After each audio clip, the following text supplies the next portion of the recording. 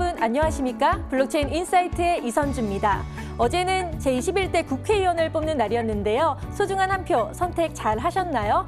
인생은 선택의 연속이라고도 하죠. 오늘 저녁 메뉴는 뭘 먹지부터 또 어떤 회사를 다닐지까지 정말 어떻게 선택하느냐에 따라서 인생의 향방이 많이 달라지는데요. 프로그램 선택도 마찬가지가 아닐까요? 블록체인 인사이트와 함께라면 후회하지 않으실 겁니다. 그럼 오늘의 라인업 소개해드리겠습니다. 첫 번째로 코인 생존 덕후 실무자 회의에서는 코인 시장 최전방 전문가들과 함께 시장의 핫 이슈를 살펴보고 보다 심층적으로 파헤쳐보는 시간 갖도록 하겠습니다. 두 번째, 람 팀장의 쟁글 파일에서는 신뢰도 있는 데이터를 기반으로 국내의 다양한 최신 크립토 정보를 나눠드릴 텐데요. 크로스앵글 김예람 팀장과 함께합니다. 마지막으로 코인 어드바이스에서는 플러스빛 1000% 전문가님과 함께 핫한 코인 전략 나눠보겠습니다. 자, 블록체인의 모든 것을 담아낼 블록체인 인사이트. 첫 번째로 코인 생존 덕후 실무자 회의부터 시작하겠습니다.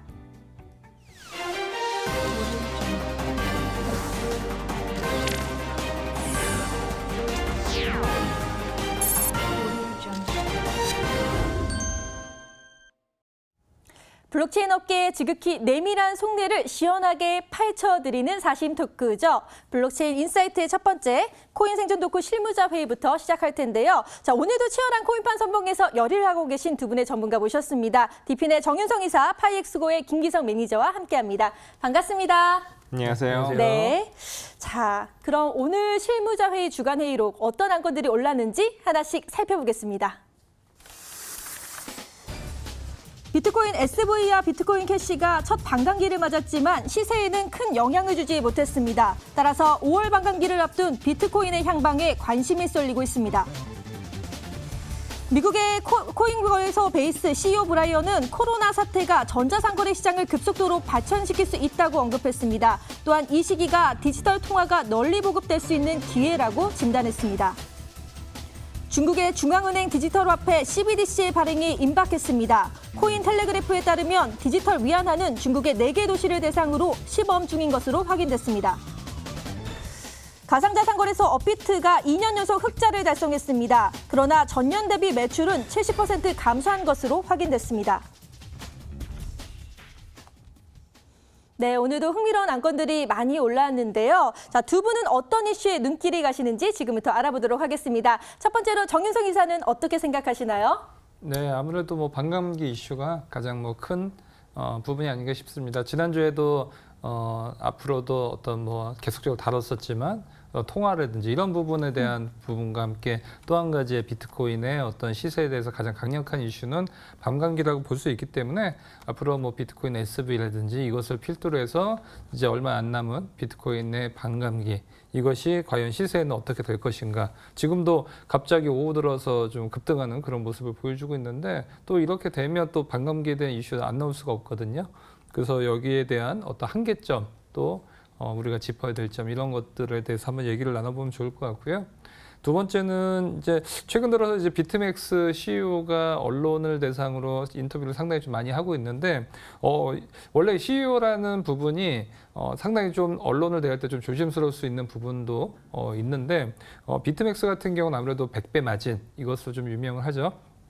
여기 화끈한 그런 매매를 하는 그런 분들도 좀 많이 포진이 돼 있는 그런 유저를 갖고 있는 거래소라고 볼 수가 있는데, 거기에 맞는 CEO답게 굉장히 좀 파격적인 인터뷰를 했던 것 같아요. 비트코인이 3,000불로 떨어질 것. 이제 3,000불이라고 하면 진짜 지금 시세 대비해서 엄청난 폭락이 올 것이다라고 했는데, 이 인터뷰를 하면서 또 아니나 다를까 그날 또 비트코인의 시세가 좀 많이 빠졌었거든요. 그만큼 어떤 비트맥스 CEO의 파급력, 이 부분이 좀 크다라고 볼 수가 있는데, 이거와 또 별개로 비트맥스 같은 경우는 아무래도 지금도 전통적으로 글로벌 넘버원 마진 거래소라고 좀 볼 수가 있는데, 거래량이 워낙 많고 유저도 많이 있다 보니까 최근 들어서 이제 기본적인 비트코인을 추종하는 시세보다 조금 더 위로 올라가거나 좀 밑으로 내려가면서 청산을 당하는 경우도 있고, 거기에 따라서 더 이득을 보는 사람들도 많이 있는데, 어떻게 보면 이제 약간의 이제 어떤 기존의 추종하는 벤치마크 지수보다도 위나 아래로 어떤 거래소 내부적으로 그런 시세가 좀 움직이고 있는데, 이런 부분에 대해서도 앞으로 어떻게 비트코인과 또 마진 시장에서 영향이 있는지에 대해서 좀 볼 수가 있고요. 또 한 가지로서는 이제 무조건 빠지는 것이 아니라 그 이후로는 2조 달러에 달하는 이제 미국의 부양책이 이제 주식시장에 이제 반응을 하고 있는데, 그거 더불어서 올해 말까지 보면 비트코인 가격이 2만 달러 선에는 도달을 할 것이다. 그러니까 처음엔 빠지겠지만 그 위로 올라갈 것이다라고 좀 얘기를 하고 있는데, 이것이 이제 그 예상이 맞느냐 틀리냐 그것이 중요한 것이 아니라, 이렇게 시세가 떨어지는 올라가든 비트맥스에서는 굉장히 이제 유리하거든요. 그런 부분도 좀 같이 보시면 좋을 것 같습니다. 네, 비트코인 반감기에 대해서 또 많은 분들이 주목하고 계신 대로 거기에 대해서도 좀 언급을 해 주셨습니다. 그러면 김기성 매니저는 또 어떤 생각 갖고 계시나요? 두 가지 안건 흥미로운 거 어떤 건지 한번 알아볼까요? 네, 저는 일단 이 네 가지 안건 중에 이 두 가지가 약간 대비되는 게 있다 생각을 해요. 네. 그 중에 하나가 일단 첫 번째는 방금 말씀하셨던 비트코인 반감기, 그러니까 비트코인의 포지셔닝, 그리고 이제 지금 지난주에 저희가 방송에서 한참 얘기했었던 CBDC죠. 그게 이제 중국 사개 도시에서 디지털 위안화 시범 사용, 이 두 가지가 있는데, 사실 이 두 가지가 어떠한 그 블록체인에서 파생될 수 있는 어떤 흔히 말하는 암호화폐 또는 가상자산이 가지고 있는 두 가지의 다른 성격을 내놓은 것이거든요. 그 중에서 이제 일단 비트코인 반감기를 말씀드리자면, 비트코인 반감기 같은 경우는 사실 만인이 기대하고 만인이 알고 있는 호재예요. 근데 이 호재가 다가오기 직전에 지금 가격이 사실은 그렇게까지 시원찮은 가격이거든요. 엄밀히 말하면. 그런 상황에서 앞서 말씀하신 것처럼 이제 뭐 비트맥스 CEO가 이제 또 3,000불까지 갈 거다라는 어떠한 이런 그런 비관적인 전망을 내놓기도 했고, 그런 입장에서 이제 비트코인 반감기는 다가오고 있고, 사실 시장이 다 아는 호재가 다가오고 있는데, 과연 이것이 어떤 의미를 가지고 있는지, 그리고 시장에서 어떻게 반응할 것인지, 이런 것들에 대해서는 좀 이야기를 해야 되지 않을까, 투자자들 분들을 위해서 좀 생각이 들고요. 더불어서 이제 그 중국에서 이제 디지털 위안, 사실은 중국이 작년부터 계속해서 자신들만의 CBDC를 만들겠다는 얘기를 많이 해왔었는데요. 이제 드디어 이제 시범 서비스가 운영이 된다고 하니까 이제 막 그런 캡처된 것도 돌고 있더라고요. 이제 네. 실제로. 그래서 되게 이게 어떤 의미지? 사실 저희가 지난주에 한번 얘기했었거든요. CBDC, 한국은행에서 발행한 CBDC에 대해서. 네, 그것과 맞아요. 중국의 CBDC가 또 어떤 의미가 있을지, 이런 것들을 좀 비교하는 것도 재밌겠다는 생각을 하고 있습니다. 네, 김기성 매니저는 일단 중국의 디지털 위안화에 대해서 또 말씀을 해주셨고요. 저희가 CBDC 지난주에 또 언급을 했었는데, 여기에 대해서 좀 비교할 필요가 있다라고 말씀해주셨고, 또 비트코인의 반감기에 대해서 역시나 언급을 해주셨습니다. 이제 5월이면 얼마 안 남았는데요. 비트코인 반감기에 따라서 이미 비트코인 SV와 비트코인 캐시가 끝났기 때문에 많은 분들이 주목하고 계시는데요. 역시 두 분도 공통적으로 오늘의 안건으로 선택을 해주셨습니다. 그럼 다시 한번 정리 도와드릴게요. 오늘의 안건, 조용히 끝난 비트코인 SV 그리고 비트코인 캐시 반감기, 비트코인은 다를까라는 주제로 주간 회의록 시작하도록 하겠습니다. 지금 비트코인 SV 그리고 비트코인 캐시가요, 지난 8일, 10일 각각 첫 반감기가 끝났습니다. 그런데 생각보다 좀 조용히 지나갔다라는 평가가 있는데요. 여기에 대해서 어떻게 생각하시는지, 자, 하나씩 또 들어보도록 할까요? 정윤성 이사, 어떻게 생각하시나요? 네, 우선은 뭐 비트코인 이제 항상 메인 이벤트가 있기 전에는 먼저 보는 이제 예선전이 있는데, 네. 이것이 이제 비트코인 SV라든지 비트코인 캐시의 반감기 이슈가 있었는데 상당히 좀 조용히 지나가는 그런 모습을 보여줬습니다. 아무래도 우선은 이제 시세라는 것은 어떤 한 가지의 요인으로 움직이는 것이 아니라 여러 가지의 요인이 움직이고요. 거기에 맞게끔 각 시세를 움직이는데 강력한 요인이 있고 어느 정도 약한 요인이 있는데, 반감기라는 것은 우선은 강력하지 못할 수밖에 없는 이유가 이미 모두 다 알고 있는 그런 어떤 일정이죠. 그러면 이런 일정은 그 시세에 강력한 영향을 주기는 상당히 좀 어렵다라고 좀 볼 수 있을 것 같아요. 반대로 어떤 그 강력한 호재를 갈 수 있냐? 지금 최근 들어서 강력한 호재, 그 중에서 하나가 뭐였냐면, 작년 같은 경우는 시진핑 주석의 어떤 블록체인에 대한 투자나 CBDC에 대한 어떤 부분을 자기 이불을 통해서 좀 강력하게 얘기를 해서, 그때 비트코인의 시세가 뭐 하루에도 진짜 몇십 프로가 지금 움직였던 그런 부분 볼 수가 있는데, 그것은 뭔가요? 시진핑 주석이 이것을 얘기하겠다고 1년 전부터 발표를 한 게 아니죠. 어느 날 갑자기 봤더니 이런 발언을 했기 때문에 예상치 못한 어떤 임팩트가 가해졌기 때문에 시세에 큰 영향을 준 거고, 반감기라는 것은 지금 방송에서도 이미 몇 번 다뤄졌었고, 지금 가장 많이 언급이 되는 것이 이제 비트코인 플러스 어떤 그 구글 트렌드나 이런 걸 보면 반감기에 대한 이슈거든요. 그만큼 사람들이 많이 얘기하는 거는 오히려 어떤 것이냐, 삼성전자가 이제 실적 발표를 하기 전에는 언론에서 엄청나게 얘기를 합니다. 이번 3분기의 실적은 3조가 될 것 같다. 그러면 실적 발표를 했는데 3조 2천억을 벌었습니다. 굉장히 호재죠. 근데 주가는 빠집니다. 왜냐하면 이미 어느 정도의 반영이 주가에 충분히 반영이 돼 있고 모두 다 알기 때문에 오히려 이 부분에서 엑시트를 하는 그런 자금이 많기 때문이죠. 마찬가지로 이번에도 반감기 이슈가 있었지만 물론 반감기 이슈로 해서 하루 이틀 반짝 상승했던 부분을 이제 비트코인 SV라든지 비트코인 캐시 같은 경우도 보여줬었거든요. 근데 지금 지나고 보면 이런 어떤 반감기에 대한 이슈가 전혀 없었던 그런 다른 코인들하고 거의 차트의 모습이 비슷하다. 그렇기 때문에 비트코인 반감기에 대한 이슈 같은 경우는 큰 영향을 미치긴 사실 쉽지 않고 대신에 또 한 가지로서는 이런 부분이 계속적으로 진행이 됐었을 때 멀리서 봤었을 때 어떤 그 가격에 대한 레인지에 대해서는 영향을 줄 가능성은 있다라고 좀 볼 수 있을 것 같습니다. 네, 반감기 이슈가 큰 영향을 줄 수는 없지만 또 가격 레인지 면에서는 어느 정도의 영향을 미칠 수는 있다라고 말씀해 주셨는데요. 그러면 김기성 매니저는 이 현상에 대해서 그러니까 반감기로 인해서 큰 영향을 주지 않는 이 전체적인 분위기에 대해서 어떻게 바라보고 계시나요? 일단은 기본적으로 비트코인 SV와 비트코인 캐시 그리고 이 두 가지의 비트코인의 가장 큰 차이점은 네. 엄밀히 말하면 점유율이죠. 네, 그러니까 사실은 비트코인 SV와 비트코인 캐시가 물론 메이저 알트코인인 건 맞지만 그냥 여전히 알트코인의 위치에 있는 것이고요. 당연히 비트코인 시세의 움직임을 따라가는 게 맞아요. 이것이 반감기가 있든 없든. 그리고 과거를 돌아볼 때 일단은 비트코인 SV와 비트코인 캐시는 이번이 첫 번째 반감기였어요. 그러면 사실은 과거를 비교해볼 만한 게 없단 말입니다. 첫 번째잖아요. 그러면 결국은 과거를 그나마 비교해볼 만한 게 무엇이 있을까요? 비트코인밖에 없거든요. 그럼 비트코인은 과거에 두 번의 이제 반감기를 겪으면서 그때의 어떤 것들을 보시게 되면 사실은 비트코인이 반감기에 있었다고 해서 상승한 적은 없어요.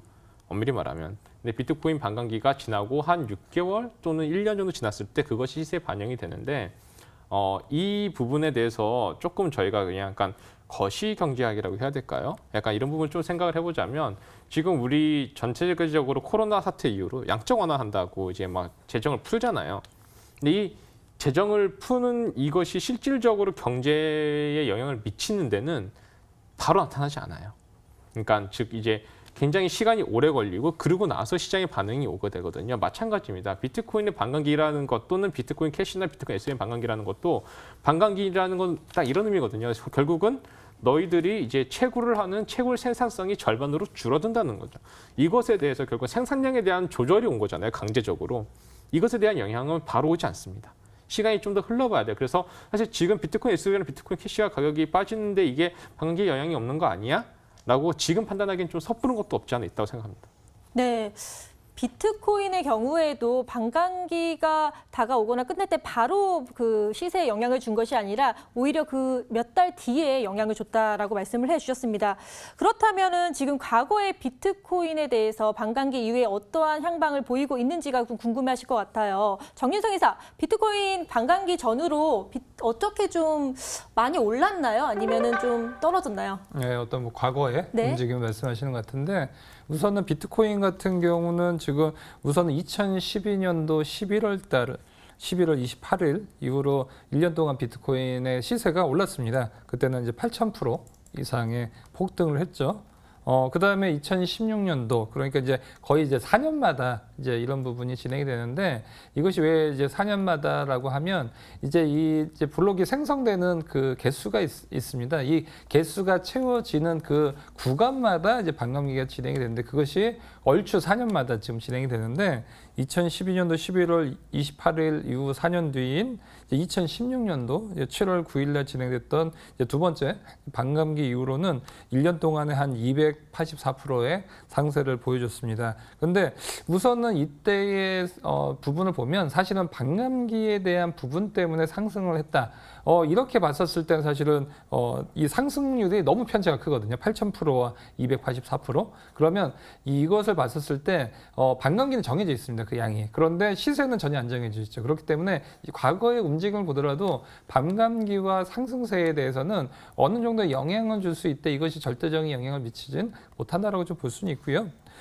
하지만 여기에 대해서 반감기가 진행이 될수록 채굴에 대한 생산성이 좀 낮아지기 때문에 상대적으로 비트코인의 가격 자체는 올라갈 수밖에 없는 그런 레인지는 계속 올라갈 수 있는 그런 부분을 보여주고 있다. 그러니까 장기적인 어떤 흐름에서는 긍정적인 영향을 주지만 단기적으로 봤었을 때는 흔히 얘기해서 어떤 그 뭐 세력 아니 뭐 코인 시장에서는 고래라고 하는데 이 어떤 소스라고 하죠. 이런 반감기에 대한 소스를 활용해서 어떤 이제 좋은 요리를 이제 만들 수 있는 그런 호재를 만들 수 있었을 때 많이 올라가겠지만 그렇지 않았을 때는 사실은 큰 영향을 못 미칠 수도 있다라고 좀 볼 수 있을 것 같고요. 두 번째는 아무래도 상승장이 있고 하락장이라는 게 있습니다. 비트코인 같은 경우도 상승장 때는 주식시장보다 더 무섭게 올라가고 하락장 때는 더 무섭게 빠지기도 하죠. 그런 부분은 상승장 때는 이제 반감기에 대한 이슈가 맞물려져 있을 때는 더욱더 불붙는데 이제 기름을 부어줄 수 있는 그런 호재로서 작용할 수 있고 반대로 폭락했었을 때는 반감기가 없는 그런 코인들보다 조금 더 이제 완충해 줄 수 있는 그런 정도의 부분은 있다라고 좀 볼 수 있고요. 지난해 같은 경우는 라이트코인 같은 경우가 이제 첫 반감기 이후 40%가 하락을 했습니다. 그리고 뭐 이번 달 반감기가 진행했었다 아까 얘기했던 비트코인 KC라든지 이런 것들 같은 경우도 하락을 했기 때문에 사실은 이것이 시세에 대한 부분이 좀 더 중요하지 그것이 반감기가 절대적인 영향을 미치기는 좀 쉽진 않다라고 좀 보여집니다. 네, 단기적으로 보다 장기적으로 긍정적인 흐름으로 볼 수 있다라고 말씀을 해주셨습니다. 그런데 이제 비트코인이 세 번째 반감기를 맞이하면서 이게 갖고 있는 의미에 대해서 궁금해하실 것 같아요. 김리성 매니저, 어떤 시사점이 있을까요? 네, 일단 기본적으로 일단 반감기는 앞서 다 말씀하셨지만 사실 모든 사람들이 아는 호재예요. 그러면 도대체 근데 이게 왜 호재지? 또는 이 반감기가 비트코인이 가지고 있는 어떤 고유의 가치 중에 무엇을 반영하는 것인지에 대해서 좀 얘기를 해보고 싶어요. 저는 지금. 그래서 아까 잠깐 저희 그 주제 이제 선정할 때 나왔었던 거랑 비교를 해보자면 기본적으로 이제 CBDC 같은 경우는 전반적으로 가격 안전성을 목표를 두고 있는 어떠한 코인이라면 이 비트코인 같은 경우 사실은 가격 관리가 불가능한 코인입니다. 엄밀히 말해서 자립적 통화저책을 가지고 있다고 표현할 수 있는데요. 즉 분산화의 관점에서 자본 통제에는 설립이 불가능하기 때문에 비트코인은 일단 환율 시세 또는 가격이 불가능하다는 것이 볼 수가 있겠고요. 이에 따라서 더 재밌는 것 중에 하나가 무엇이냐면 비트코인은 궁극적으로는 이제 반감기를 더 앞으로 지나가게 되면 궁극적으로 이제 발행량이 이제 끝납니다. 신규 발행이 끝나게 돼요. 궁극적으로는. 근데 이제 뭐 아까 말씀드렸던 CBDC든 또는 이제 뭐 어떤 비트코인의 어떤 대안이다라고 들고 나왔던 뭐 이더리움 이런 친구들은 이제 사실은 영구적인 인플레이션이 가능하거든요. 계속적으로 발행을 찍어낼 수 있다는 의미가 되죠. 그러니까 비트코인이 가지고 있는 반감기의 의미는 영구적으로 인플레이션을 택한 것이 아니라 일정 수준까지 계속 발행량을 조절함으로써 궁극적으로는 전체 채굴이 끝나게 만들어낼 것이다. 그리고 나서 그 이후에는 수수료로서 비트코인 가격을 유지할 것이야가 일단 비트코인의 목적이에요. 그래서 이 반감기가 가지는 의미는 단순한 시세 상승의 어떤 호재로만 보시진 않았으면 좋겠습니다. 더불어서 한 가지만 더 말씀드리자면 일단 오늘 주제 중에 하나가 이제 비트코인 SV와 그리고 이제 그 비트코인 캐시들과 비트코인을 비교한 거잖아요. 사실은 그게 따지고 볼 때 가장 큰 차이점은 엄밀히 말하면 이제 이런 부분이 있겠습니다. 그러니까 이게 블록체인에 있어서 사실은 이제 또 이제 블록 공간, 그러니까 블록 사이즈에 대해서도 얘기를 많이 하거든요. 근데 이제 사실은 비트코인 캐시나 비트코인 SV 같은 경우는 이제 무제한 블록 공간을 제공을 하게 돼요. 결국은 반감기가 뭐 있든 없든 상관없이 결국은 무제한 블록 공간을 제공해서 이것이 우리의 가장 큰 장점이야 이렇게 얘기를 하는 쪽이라면 비트코인은 굉장히 제한되어 있는 블록 공간을 제공을 하게 되거든요. 그러면 결국은 이제 시스템의 대역폭이 상승할 경우에 이제 사실은 수수료가 엄청나게 상승하게 됩니다. 나중에. 그러니까 결국은 반감기가 계속 일어나면 일어날수록 결국은 더 수수료 상승이 일어날 수밖에 없는 조건이 돼요. 근데 이 사실상 무제한 블록 공간을 제공하는 비트코인 캐시나 비트코인 SV 같은 경우는 수수료 시장 발달의 가능성은 좀 부재가 될 수가 있고요. 그리고 두 번째로는 이제 이 반감기가 가지고 있는 의미가 약해지는 이유 중에 하나가 사실은 이제 블록이 점점 이제 사이즈가 커지게 되면 사실 검증하는데 굉장히 많은 어떠한 시간과 노동이 필요하긴 하거든요. 그 얘기는 즉 무엇이냐면 결국 해킹으로부터 또 자유롭지 못한 입장이 돼요. 그러니까 결국에는 지금 똑같은 되게 비트코인이라는 이름을 들고 나온 세 가지의 다른 코인이지만 사실은 좀 다르다. 반감기의 의미가 엄밀히 말해서. 그리고 선반영된 호재에 대해서 이건 호재가 아니다가 아니라 비트코인의 반감기는 다를 수밖에 없다라는 것이 저는 개인적인 생각입니다. 네. 비트코인 SV랑 비트코인 캐시 그리고 비트코인의 반감기는 좀 각각 다른 의미를 갖고 있다라고 말씀을 해주셨습니다.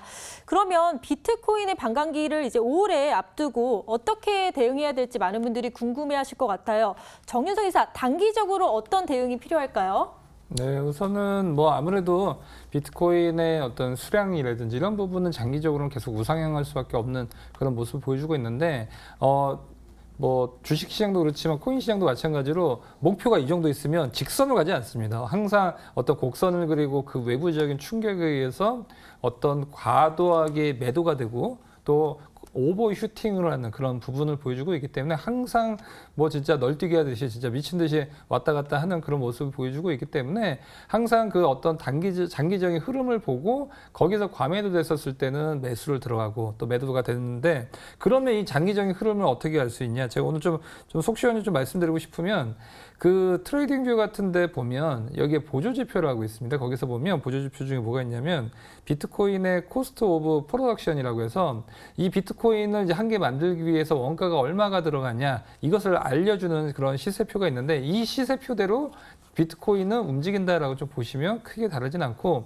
이 시세가 어떻게 됐었냐면 이게 지금 보면 초기에 이제 공장 채굴을 하기 위해서는 이제 공장에 이제 부지를 져야 되고요. 그 다음에 여기에 따라서 전기세가 들어가고요. 어떤 뭐 인건비라든지 그래픽 카드 이런 게 좀 들어갈 수가 있는데, 이런 것도 봤었을 때 어떤 게 있냐, 지금 화면에 보다시피 2011년도에 보면 이게 생산 단가가 $5밖에 안 했습니다. 그러니까 비트코인 가격이 $5 했던 거예요. 근데 지금은 생산 단가가 어떻게 하죠? 지금은 한 5,000불에서 한 10,000불 사이로 갑니다. 왜냐하면 전기세 가격도 올라가고 뭐 계속 그래픽 카드 가격도 올라가고, 또 지금처럼 반감기가 이루어졌을 때는 조금 더 사양이 좋은 그래픽 카드라든지 이런 사양이 들어가기 때문에 가격이 올라갈 수밖에 없죠. 그러다 보니까 지금 그 박스권이 어디서 움직이냐면 지금 한 5,000불에서 10,000불 사이로 움직이는 겁니다. 그렇기 때문에 이 가격대에서 조금 더 많이 빠졌다. 그럴 때는 매수가 들어간 거고, 보면 이제 오버슈팅한 적이 좀 많이는 없거든요. 그런데 어떤 상승장 때는 오버슈팅을 했던 그런 부분. 그때가 언제였냐면 2018년도 2017년도부터 18년도죠. 이때 오버슈팅이지 않습니까? 이런 것들을 보면 정확하게 알 수가 있는데, 어떤 단기적인 그런 시세만 봤었을 때는 우물한 개구리처럼 좀 또 빠졌을 때 무섭고, 또 올라가면 또 굉장히 장밋빛으로 보는데, 반대로 큰 흐름을 보고 숲을 먼저 본 다음에 나무에 임하면 상당히 좋은 매매법이 되지 않을까 싶습니다. 네, 자 이렇게 오늘 이야기 나눈 안건에 대해서 두 분의 한 줄 평도 한번 들어보고 싶은데요. 먼저 정윤석 이사의 한 줄 평 부탁드릴게요. 네. 우선은 비트코인의 생산 단가를 알자라고 좀 말씀을 드리고 싶습니다. 아까 말씀드렸다시피 뭐 비트코인의 반감기에 대한 이슈는 결국은 비트코인의 생산 단가를 올려줄 수 있는 그런 부분을 계속 보여주기 때문에, 한마디로 조금 가치가 어려워지는 거죠, 구하기가. 그럴수록 달러 대비한 원화 대비했던 가격은 올라갈 수밖에 없기 때문에 이런 부분에서 봤었을 땐 장기적인 호재가 될 수 있겠다라고 좀 보여집니다. 네, 그럼 이어서 김기성 매니저의 한 줄 평도 한번 들어볼까요?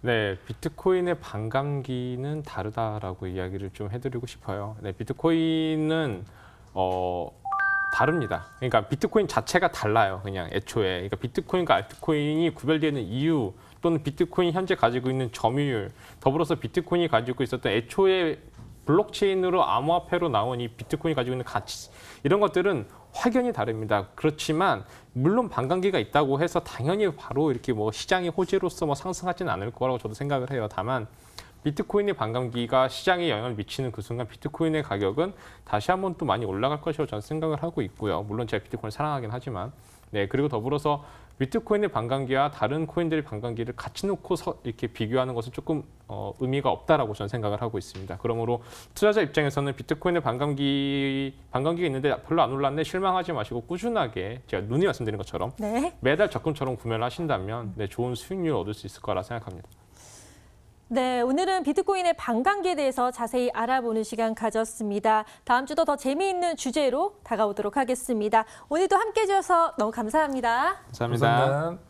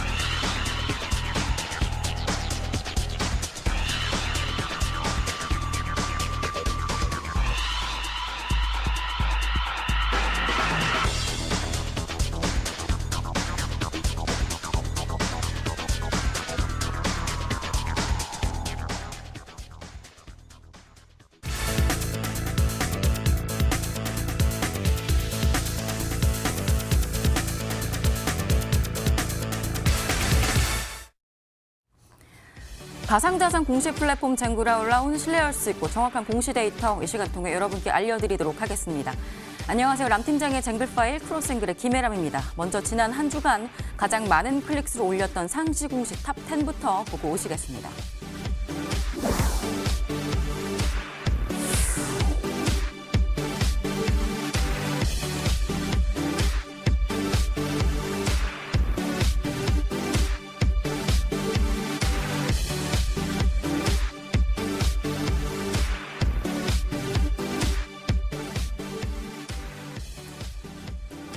네, 오늘은 한 달 앞으로 다가온 비트코인의 세 번째 반감기에 대해서 이야기를 좀 해보고 아까부터 또 계속 얘기가 나왔었던 것 같은데 지난주에 있었던 비트코인 캐시와 비트코인 사토시 비전에 대해서 이 반감기 결과까지 좀 살펴보도록 하겠습니다. 비트코인의 세 번째 반감기 다음 달 중순입니다. 한 달 좀 안 남았는데요. 첫 번째 반감기였던 2012년 이후에 반감기 이후 얼마가 올랐냐면 80배가 올랐었습니다. 두 번째 반감기였던 2016년에는 약 3배가 가격이 올랐습니다. 당연히 세 번째 반감기에도 관심이 높아지고 있겠죠. 이 비트코인에서부터 하드코어에서 나왔던 비트코인 캐시와 비트코인 사토시 비전은 지난 8일과 10일에 반감기가 첫 번째 반감기가 있었는데요. 이 결과 보겠습니다. 비트코인 캐시는 8일 266달러까지 올랐다가 지금 가격이 20% 빠졌습니다. 비트코인 사토시 비전은 16% 가격이 하락했습니다. 사실 작년에 반감기가 있었던 라이트코인도 가격이 2019년 반감기 이후에 쭉 하락세를 내면서 지금 절반이 됐습니다. 그러다 보니까 다른 코인들의 반감기가 2016년 두 번째 비트코인 반감기 이후에 있었던 다른 코인들의 반감기는 가격 상승이 없었거든요. 그러다 보니 앞으로 있을 세 번째 비트코인 반감기는 과연 어떻게 되는 거냐. 다른 코인들 계속 하락했는데 이런 질문들 많이 있으실 겁니다. 또 여러 가지 추측과 근거들이 나오고 있는데요. 쟁글은 실제로 온체인 지표들을 분석을 해서 가격에 선행했던 온체인 지표 하나를 주목해서 보고 있습니다. 바로 해시레이트인데요. 해시레이트는 코인을 채굴하는 채굴자들의 연산 처리 능력, 쉽게 말하면 전체 채굴자들의 채굴 속도를 평균을 하거나 총합을 했거나 이렇게 생각하시면 됩니다. 반감기라는 거는 사실 그러니까 반감기가 오면 가격이 오른다 이렇게만 가볍게 바로 생각하실 게 아니라 반감기가 무엇인지부터 좀 생각을 해보시면 반감기는 채굴자가 블럭을 하나 생성을 할 때마다 보상으로 얻는 코인의 개수를 절반으로 뚝뚝 떨어뜨리는 그 시점을 말합니다. 결국에서 이 반감기가 직접 영향을 주는 건 가격이 아니고 그 이전에 채굴자들한테 타격을 준다는 얘기입니다. 절반으로 줄어든 보상을 받고도 이윤을 남길 수 있는 효율적인 채굴자들은 채굴을 계속해 나갈 거고 이윤이 남지 않는 비효율적인 채굴자들은 시장에서 이탈하게 될 겁니다. 지난 두 번의 반감기를 살펴봤더니 공통점이 있었습니다. 이 해시레이트 상승이 가격 상승보다 조금 더 먼저 왔었다는 겁니다. 이 첫 번째 비트코인 반감기 후에 1년 동안 해시레이트는 약 2만%가 상승했습니다. 비트코인 가격은 이후에 해시레이트보다 뒤늦게 오르기 시작해서 1년 동안 8,000%가 올랐고요. 두 번째 비트코인 반감기 이후에는 1년 동안 해시레이트가 250% 정도가 올랐고 해시레이트가 오르기 시작하자 뒤이어서 가격이 290% 정도가 상승했습니다. 채굴자들이 얻는 보상 개수가 반감기의 절반으로 떨어졌는데도 연산 처리 능력을 강화시키고 본인들의 능력을 계속 업그레이드시키는 계기가 되기도 했던 겁니다. 이건 다시 말해서 채굴자들이 비트코인 가치가 2배는 적어도 2배 이상은 더 오를 것이다라고 하는 확신이 있었기 때문에 그들 스스로 이러한 비용과 이러한 능력들을 더 강화시켜 나갔었던 거겠죠. 여기서 조금 더 디테일하게 보겠습니다.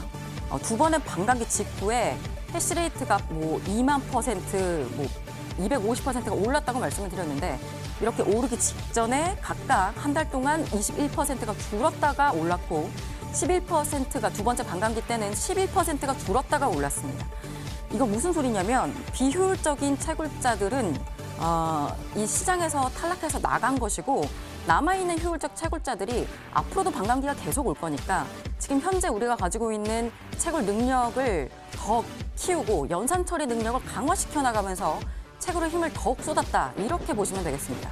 그리고 나서 가격 상승이 후행했던 겁니다. 그러니까 채굴자들이 원했던 대로 됐었네요. 지금까지는. 이 비트코인 캐시와 비트코인 SV의 경우를 보면 가격은 지금 현재 약 20%씩 떨어졌는데 해시레이트는 더 많이 떨어졌습니다. 55%와 58%씩 하락했습니다. 해시레이트의 단기적인 이런 하락은 과거 비트코인 반감기에서도 있었습니다. 다만 채굴자들이 보상이 절반으로 줄었어도 채굴 효율을 높여서 채굴에 더욱 힘을 쏟을 것인가 아니면 이대로 떠나갈 것인가를 가격보다 해시레이트 하락과 반등 추이를 먼저 보셔야 될 것으로 봅니다. 사실 모든 가격은 수요와 공급으로 결정이 됩니다. 반감기는 이 중에서 비트코인 공급자인 채굴자들에게 타격을 줘서 채굴자들이 공급을 줄일 수도 있게 되는 그런 효과와 결과를 가져오게 됩니다. 즉 공급을 줄여서 가격을 높였었던 건데 사실 수요와 반감기는 관계가 없습니다. 공급이 줄었음에도 비트코인에 대한 니즈와 수요가 시장에 여전히 있거나 혹은 더 늘어난다면 더 드라마틱하게 가격이 올라갈 수 있겠지만 만약에 수요가 없다면 완전히 다른 결과가 나올 수도 있겠죠. 하지만 이 공급량이 감소하는 것 자체의 이벤트는 수요 증가 자체의 혜택을 더욱더 높이게 되는 결과인 것도 그러한 원인인 것도 사실입니다. 한 달 앞으로 다가온 반감기 시장에서는 어떻게 반응을 할까요? 좀 지켜보셔야겠습니다. 다음 이 시간에도 시장의 핫한 소식 들고 오겠습니다. 지금까지 람 팀장의 쟁글 파일 김혜람이었습니다.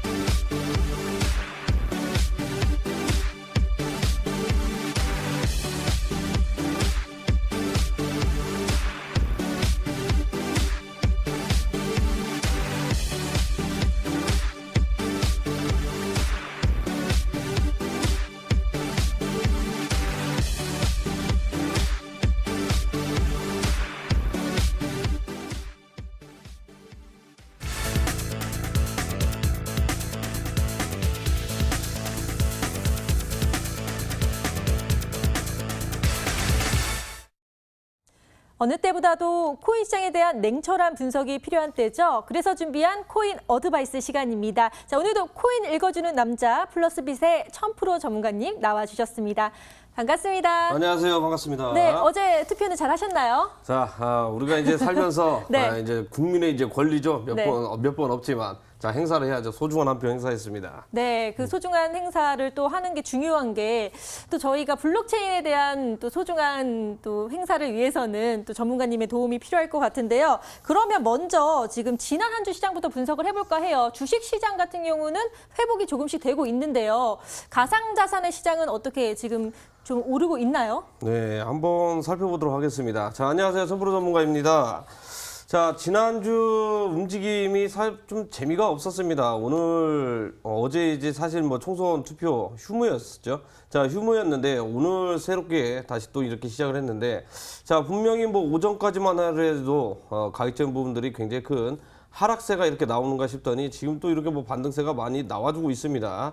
자, 지난주에 전략을 펼쳐드렸을 때 자, 매수는 하지 말아라 이렇게 이야기를 해드렸었습니다. 자, 관망을 하거나 아니면 선물도 하시는 분들 공매도 숏 포지션을 유지를 한 채로 자, 시장을 지켜봐야 된다라고 좀 이렇게 이야기를 해드렸었거든요.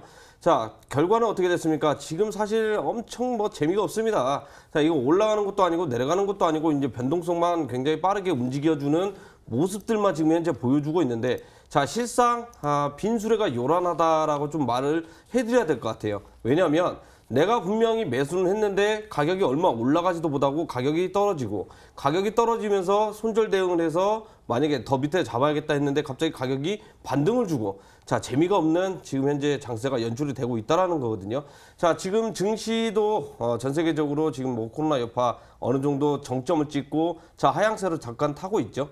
자, 글로벌 최대 그 경기 부양책 카드가 이제 미국에서 나와주면서 소위 말하면 돈을 그냥 찍어내면서 뿌려대고 있습니다. 길거리에 이제 뿌려대고 있는데, 자, 그 영향이 이제 비트코인과 이제 전체적인 암호화폐 시세에 이제 들어올지 안 들어올지 이제 이걸 봐야 되는데, 아직까지는 지금 현재 제자리를 못 찾고 있다라고 좀 이야기를 해드려야 될 것 같아요. 자, 그래서 제자리를 못 찾고 있기 때문에 지난주에 가격 전략들 자, 관망을 하면서 비트코인은 또는 선물 같은 경우에는 자, 숏포지션 유지를 해라. 자, 이렇게 이야기를 해드렸던 게 뭐였냐면 자, 현금을 들고 차라리 우리가 매수매도 자주 하는 것보다 자, 타이밍 한 번만 잘 잡으면 된다라는 겁니다. 자, 그 말은 무슨 말이냐면 자, 비트코인 지금 현재 지난주였죠. 지난주에 제가 이 부분 때 이야기를 해드리면서 계속해서 단기적인 가격적 부분들이 상방 세기형 패턴 자, 돌파를 못 해주고 있었다라는 거거든요. 돌파를 못 해주니까 어떻게 됩니까? 자, 매수세가 약하다 보니까 실망한 매물들 단기적인 차익 실현 물량들이 대거 쏟아지면서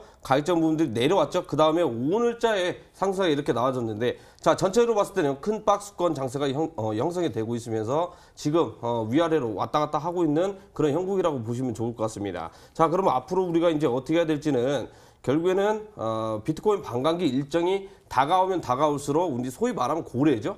이제 큰 손들 이제 움직임은 이제 봐야 되는데 이 부분은 다음 주 전략 시간에서 코너에서 다시 한번 세세하게 이제 다뤄줄 것이다라고 이야기를 해드리도록 하겠고요. 네. 결국에는 아직까지는 지난주 전략대로 지금 현재 맞아 떨어져 가고 있다라고 좀 말씀을 드려야 될 것 같아요.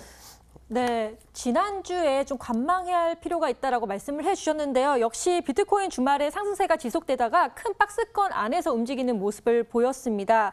그러면 이제 다음 주 뭐 반감기도 다가오고 있고요. 특별히 눈여겨봐야 할 이벤트가 있을까요? 사실 뭐 눈여겨봐야 이벤트라고는 네. 뭐 아직은 별로 없나요? 네, 아직은 네. 별로 없거든요. 네. 그러니까 이제 오늘 사실 이제 비트코인이 자, 전체적인 코인 자체가 이제 급반등을 주고 있는데 이걸 이벤트라고 해야 될지는 좀 봐야겠습니다. 자, 중국이 이제 디지털 위안화죠. 디지털 통화 출시가 이제 지금 현재 가시화되고 있습니다. 자, 근데 이게 중요한 게 오늘 급반등의 원인을 찾아보니까 자, 중국에서요. 중국 인민은행에서 자, 이오스와 이더리움 플랫폼 블록체인 기술을 이용을 해서 디지털 위안화를 뭐 출시를 하겠다 또는 디지털 위안화 아니더라도 활용을 해서 관련 블록체인 기술을 만들겠다. 자, 이런 이야기가 나오면서 상승 흐름이 지금 현재 나와주고 있거든요. 자, 그런데 이게 중요한 게 뭐냐면 자, 비트코인 같은 경우는 차트를 보면서 설명을 해드리도록 하겠습니다. 자, 중국 같은 경우에는 아시겠지만 이미 거래소 그다음에 뭐 ICO라든지 전부 다 3년 전에 전부 다 막아놨죠. 자, 거래가 안 되고 있다라는 겁니다. 유일하게 이제 거래가 되는 창구는 장외거래 시장밖에 없는데 이 장외거래에서도 지금 현재 자, 매수세가 있는지 없는지도 확실시 지금 현재 안 나오고 있다라는 거거든요. 자, 이런 매매 동향 자체가 지금 현재 거래소별로 지원을 안 해주고 있기 때문에 어떤 게 이제 참인지 거시인지 우리는 자체적으로 필터링을 해서 매매를 하셔야 된다라는 거거든요. 자, 오늘자에 몇 시간 되지도 않았습니다. 몇 시간 되지도 않았는데 자, 가격적인 분들이 반영이 되면서 저점에서 거의 50만 원 정도 500불 이상 큰 반등세가 나와졌는데 중국 입장에서 살펴봤을 때 자체적으로 블록체인 기술을 개발을 하고 있는데 자, 이제 와서 이오스 플랫폼이라든지 그다음에 이더리움 플랫폼 결국에는 이 두 개 코인에 대한 기술을 이용을 해서 자, 블록체인 기술을 만든다 또는 상품을 만든다. 이거 자체가 좀 약간 좀 어폐가 있지 않나라는 좀 생각이 듭니다. 자, 그만큼 중국 입장에서는요 자존심이 굉장히 강하죠. 자, 인민은행 주도로 지금 현재 블록체인 기술을 만들고 있는데 자, 여기다 두고 지금에 와서 다른 기술을 인용을 해서 다시 또 개발한다 그러면 다시 또 몇 년 뒤에 우리가 이제 성과적인 부분들이 나와야 된다라는 거거든요. 자, 그리고 이 내용이 나온 것은 고작 해봐야 500불 올랐습니다. 500불밖에 안 올랐기 때문에 자, 이전처럼 굉장히 큰 파동성 있는 자, 호재가 아니다라는 거거든요. 자, 그 말은 무슨 말이냐? 지금 거래가 지금 현재 많이 없는 상태입니다. 물론 이제 프로그램도 이제 포함해가지고 거래가 이제 많이 들어오고 있기는 하지만 자, 이전에 한번 급락을 하고 나서 우리 투자자들은 어떻게 됐어요? 자, 이미 현금화를 하고 떠난 케이스가 많이 있다라는 겁니다. 현금화를 해놓고 전부 다 떠나가면서 어디로 흘러들어갔습니까? 자, 주식시장이라든지 또는 진짜 실제로 자, 현금화를 두고 지금 관망의 자세를 지금 현재 펼치고 있다라는 거거든요. 자, 그리고 반감기가 5월 14일인데 아직도 기간이 많이 남았습니다. 약 3주 정도 기간이 많이 남았는데 지금부터 만약에 가격이 반영돼서 올라간다라고 하면은요 오히려 반감기 일정이 다가오면 다가올수록 추가적인 상승보다는 오히려 하락할 가능성이 굉장히 높다라는 거거든요. 자, 그렇기 때문에 지금에서 올라가는 것보다 4월 말일이라든지 그 다음에 다음 달이라든지 충분히 올릴 수 있다라는 거거든요. 자, 일주일도 안 걸립니다. 자, 오늘만 하더라도 얼마나 올렸습니까? 자, 저점 비트코인 저점이 이제 800만 원 깨졌다가 지금 현재 가격대가 850만 원 이상까지 지금 현재 위치에 있다라는 거거든요. 이게 가격적인 부분들이 올라오는데 30분도 안 걸렸습니다. 자, 그만큼 빠르게 올려버릴 수 있기 때문에 오히려 비트코인 반감기 들어오면 들어온다 했을 때 지금부터 사시는 것도 사실 뭐 나쁘지는 않지만 그 후가 중요하겠죠. 과연 어디까지 올릴 것인가, 어디까지 올라가고 나서 떨어질 것인가, 이게 중요하다는 겁니다. 자, 분명한 것은 가입자원 부분들이 $10,000 이상 올라가게 되면, 자, 우리 뭐 채굴 업체라든지 그 다음에 큰 손들이겠죠. 자, 자금을 가지고 있는 투자자들, 자, 이런 투자들은 1.5배, 2배 이상의 자금을 갖다 부어야 $10,000 이상부터 계속해서 가입자원 부분들을 유지를 하면서 상승을 시키는데, 자, 이마저도 지금 어렵다라는 거거든요. 이전에 상승 파동을 봤을 때 고점들이 계속 지속적으로 낮아지고 있다라는 겁니다. 만약에 그러면 이번에 상승 파동이 나와준다는 가정을 했을 때 $10,000를 못 넘기고 차라리 8,000불이나 9,000불 정도 올라갔다가 꼬꾸라질 가능성이 굉장히 높다라는 거거든요. 오히려 비트코인 반감기가 우리 투자자분들 이전보다는 더 많은 투자자분들이 알고 있기 때문에 의외로 상승폭이 많이 안 나올 수 있다라는 거거든요. 이 점 잘 체크하셔가지고 매매를 하시는데 좀 약간 도움이 되셨으면 좋을 것 같고, 자, 다음 주 전략을 한번 이야기해드리면 다음 주까지는 관망을 하셔야 됩니다. 네. 다음 주까지 관망을 해야 되고, 자, 우리 앵커님도 이제 답이 다 나왔어요. 왜냐하면 네. 그냥 서당계 3년이면 또 라면도 그렇죠. 네, 그렇죠. 서당계 3년이면 이제 매매도 할 줄 압니다, 사실. 네. 그 관심이 말은 있죠. 무슨 말이냐면, 자, 이제 저점 가격이 어느 정도 형성이 됐다라는 거예요. 맞아요. 어디예요? 제가 지난주에도 얘기했는데, 자, 비트코인 원화 가격으로 치면은요, 800만 원 초반이나 800만 원 깨지게 되면 거기가 지금 현재 단기적인 저점 신호라고 지금 현재 우리가 알아볼 수 있다라는 거예요. 네. 이전에 지금 현재 큰 폭의 급락세가 나왔을 때요, 그 정도까지는 안 깰 가능성이 굉장히 높지만 지금 대체적으로 조금 전에 이야기했듯이 큰 폭의 박스권에서 지금 현재 움직이고 있다고 그랬죠. 자, 그러면 지금 현재 오늘 반등 주고 있습니다. 따라 붙어야 되는 게 아니라 오히려 아직까지도 관망을 하면서 가격이 눌려줄 때까지 눌려줄 때까지 기다려야 된다라는 거거든요. 지금 증시와 지금 현재 동조화되면서 커플링되면서 움직이고 있는데, 증시에 만약에 이제 적용을 해서 움직인다고 칠게요. 환율도 계속해서 올라가고 있고요. 그 다음에 국제 금가격도 계속해서 올라가고 있습니다. 근데 증시도 올라가고 있어요. 거기다 대고 지금 현재 비트코인도 만약에 올라가게 되면 분명히 이 네 개 상품 중에 하나가 거짓말을 하고 있습니다. 거짓말을 하고 있거든요. 동시에 같이 올라갈 수가 없다라는 거예요. 그러면 지금 현재 최선에서 가장 거짓말할 가능성이 높은 상품이 어디냐? 증시일 가능성이 굉장히 높다라는 겁니다. 환율도 올라가고 있죠. 골드 가격도 올라가고 있죠. 지금 뭐 코로나 때문에 식량 대란이라든지 그다음 수출도 지금 현재 잘 안 되고 있죠. 아무리 연준에서 돈을 찍어내면서 자, 기업도 부채 다 메꿔준다고 하고 시장에 돈을 뿌리고 있지만 이마저도 단기간에 해결되는 게 아니라 지금 장기화 조짐으로 갈 가능성이 높다라는 겁니다. 그만큼 도산되는 기업들이 굉장히 많이 있고 실업자들도 계속해서 증가가 되고 있는데, 여기에서 그러면 비트코인은 우리가 안전자산이다 생각해서 네. 올라갈 것이냐, 안 올라갈 가능성이 굉장히 높다라는 거거든요. 증시가 오히려 우리 투자자분들 헷갈리게 하면서 페이크를 할 가능성이 높다는 겁니다. 이 말은 무슨 말이냐? 가짜 상승의 가능성이 굉장히 높고, 비트코인 또한 가짜 상승의 가능성이 굉장히 높다라는 거거든요. 그렇기 때문에 이번 주까지 관망을 하시고 매수를 하신다 그러면은요, 이달 말부터 천천히 분할 매수를 통해서 접근을 하셔야 될 것 같습니다. 네, 비트코인에 대해서 말씀해 주셨는데요. 뭐 5월 비트코인 반감기도 그렇고 중국의 디지털 위안화 테스트 진행 이런 것들이 이제 호재로 작용하면서 다음 주부터는 매수가 유효하다라고 말씀을 해 주셨습니다. 분할 매수의 관점을 또 제시를 해 주셨는데요. 그런데 비트코인뿐만 아니라 알트코인에 대해서도 많은 분들이 관심을 갖고 계세요. 그래서 다음 주에 알트코인은 어떤 전략을 갖고 가면 좋을까요? 자, 알트코인 같은 경우에는요, 사실 누가 대장에 따라서 이제 움직임이 다르거든요. 네. 이게 대장이 서로 바뀝니다, 이게. 지난주까지만 하더라도 2주 전만 해도 비트코인 캐시, 그다음에 비트코인 SV 이렇게 네네. 움직였거든요. 자, 이제 반감기가 끝났죠. 그러면 이제 목적이 다 됐습니다. 자, 목적이 거의 끝났기 때문에 다음 코인은 어떤 코인이 될 것이냐. 자, 오늘 움직임만 보더라도 답이 대충 나왔죠.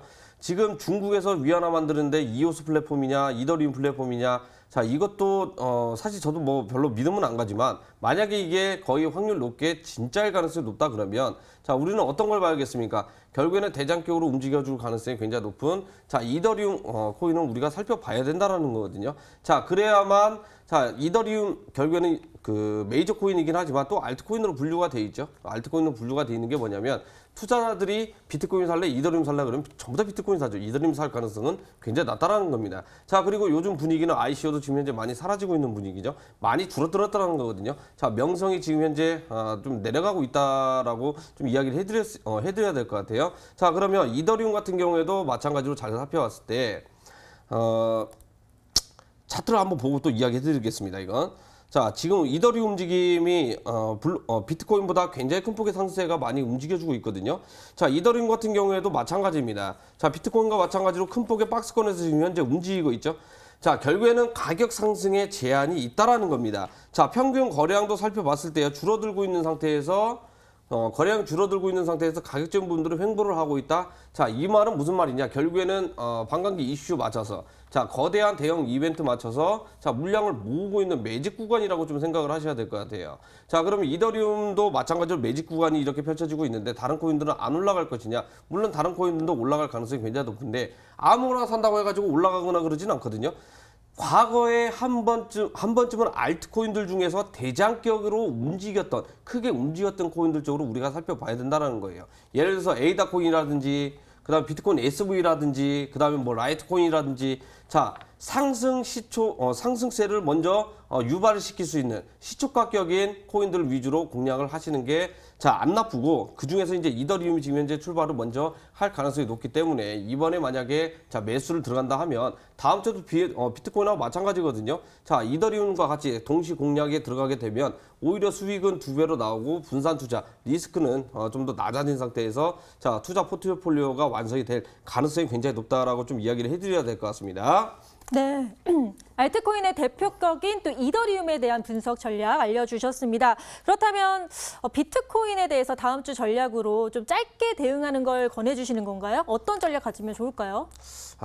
오늘 뭐 사실 제가 비트코인만 오늘 유독 이렇게 이야기해드리잖아요. 근데 중요하죠. 반감기가 얼마 안 남아서 가장 지금 집중되고 있는 게 비트코인이잖아요. 근데 이제 중요한 얘기가 있습니다. 네. 제가 이제 지난주까지만 하더라도 알트코인 가져오면서 이제 설명도 이렇게 많이 해드렸는데 네. 왜 오늘에는 비트코인을 가지고 이렇게 이야기하냐면 네. 자, 반감기 때 우리가 항상 변수가 있죠. 흡성대법이라고 들어보셨어요? 아니요, 못 들어봤어요. 이거 무협지를 안 좋아하시는구나. 네. 여성분들은.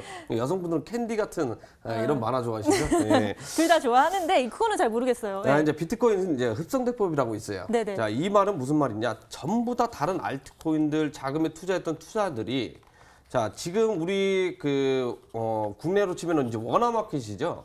자, 원화마켓 빼고 이제 테더마켓이라든지 또는 비트코인 기초통화마켓이 있습니다. 자, 이런 코인들 전부 다 매수세를 하면 어떻게 되냐? 비트코인으로 당연히 전환이 되거든요. 당연히 자동적으로 전환이 되다 보니까 이게 매수세에 지금 현재 영향을 끼친다라는 거예요. 그러면서 어떻게 되냐? 모든 알트코인들 정리를 하고 비트코인 단독으로만 엄청난 상승세가 나와줄 가능성이 굉장히 높다라는 거거든요. 자, 지난해 상반기 때도 어땠습니까? 알트코인들 4월달까지 올라가고 나서 비트코인 그 다음에 어떻게 됐죠? 알트코인들 자금들 전부 다 흡수시켜버린 다음에 단독으로 올라갔다는 거거든요. 비트코인 엄청난 상승세가 나와주고 있는데 알트코인들은 오히려 올라가지도 않고 비트코인 가격적인 부분들 조정 주거나 눌림 나와줬을 때 알트코인들은 더 큰 하락세가 나오고 자, 이러한 현상이 비트코인 흡손대법이라고 하는데 자, 이번에도 마찬가지일 수 있다라는 거예요. 이게 가장 큰 변수라면 변수라고 이야기해드릴 수 있는데 우리 시청자분들도 이 비트코인 투자를 하실 때 이 편입되는 비중을 비트코인 쪽으로 어느 정도 한 6할 이상 정도는 쏠림 현상으로 좀 놔둬야 된다라고 좀 이야기를 해드려야 될 것 같아요. 자, 그리고 이번 주도 마찬가지인 게 뭐냐면 자, 지금 가격 올라간다고 해가지고 이제 올라가는 거냐 이게 따라붙는 게 아니라 조정 장세가 이 가능성이 높다라는 거예요. 이 거래량은 절대로 못 올립니다. 그렇기 때문에 이번 주까지 충분히 공매도 포지션 유지를 하시고 간만 장세 유지하시면 좋을 것 같습니다. 네, 오늘도 냉철한 분석해주신 천프로 전문가님 감사합니다.